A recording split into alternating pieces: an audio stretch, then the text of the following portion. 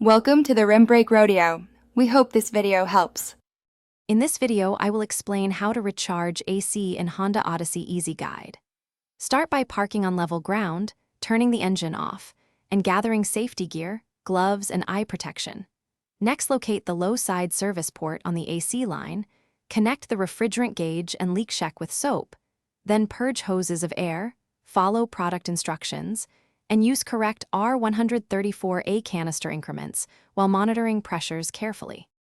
Have your tools laid out and double-check the gauge set calibration before connecting to the vehicle.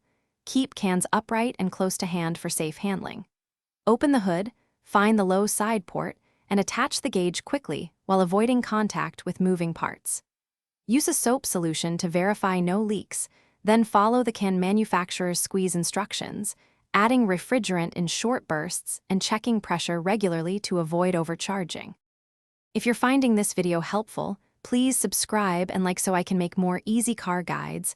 I really appreciate the support. Quick recommendation.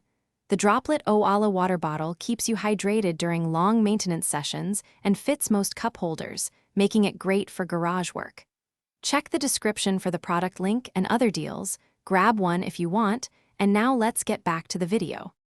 Begin charging with the engine and AC on the recommended setting so the compressor cycles normally. Monitor the gauge and add refrigerant slowly in controlled bursts while watching pressure and temperature changes. Pause frequently to avoid overfill and allow the system to stabilize for a minute between small additions. If pressure spikes or readings are out of range, stop and seek professional help. Always follow safety guidance and manufacturer limits to protect the compressor and cabin comfort. Thanks for watching. Consider subscribing if we helped you.